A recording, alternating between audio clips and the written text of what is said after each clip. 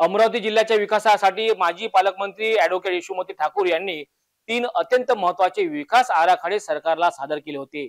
मात्र यशोमती ठाकूर यांना सभागृहात बोलण्याकरिता वेळ दिला नसल्याचे स्पष्ट करून आमदार यशोमती ठाकूर यांनी अश्रू वाहत आपला संताप सभागृहामध्ये व्यक्त केला। खेद व्यक्त करते अध्यक्ष महोदय, मी 10 मिनिटांपासून हात वर करते, आज सगळेजण बघतायत, पण ही पद्धत नाहीये। फक्त मला इग्नोर करते, बाकी सगळ्यांना चान्स देते।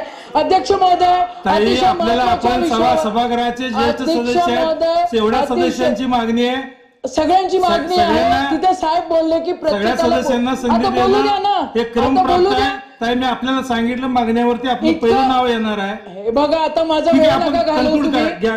आता पॉइंट ऑफ इन्फॉर्मेशन आहे मला पण 15 वर्ष झाली या सभागृहात। आपण ज्येष्ठ आहात, आपल्याला विनंती आहे, ती कोणी दिली नाही। घ्या ताई, ताई घ्या। दिस इज नॉट डन। घ्या ताई। अध्यक्ष महोदय, ताई असं नाही होत। अध्यक्ष महोदय, अध्यक्ष महोदय, अतिशय महत्त्वाच्या विषयावर मी पॉइंट ऑफ इन्फॉर्मेशन टाकते। मागच्या वेळेला ज्या वेळेला काँग्रेस राष्ट्रवादीचं सरकार होतं त्यावेळेला 3 विकास आराखडे मंजूर झालेले होते। मोजरी विकास आराखडा राष्ट्रसंत तुकडोजी महाराजांचा, गाडगे बाबांच्या नावाने वलगाव विकास आराखडा आणि आई कौंडण्यपूरच्या आई रुक्मिणीच्या नावाने पंढरपूरचा विकास आराखडा।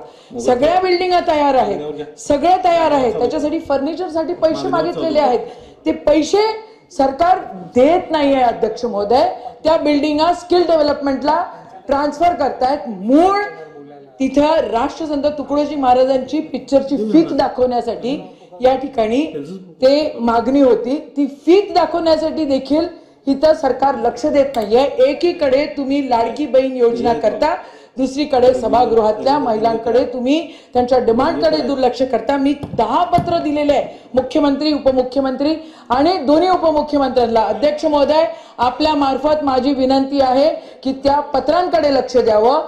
महिला ज्या सभागृहामध्ये आहे त्यांच्या ज्या डिमांड आहेत त्याच्याकडे लक्ष द्यावं आणि त्या ज्या बिल्डिंग आहेत त्या दुसरीकडे कुठेही ट्रान्सफर न होता त्या ज्या कारणासाठी बनलेल्या आहेत त्या कारणासाठी त्या बिल्डिंगांचा वापर व्हावा। चर्चा करू 2024। आता वळूया पुढील बातमीकडे।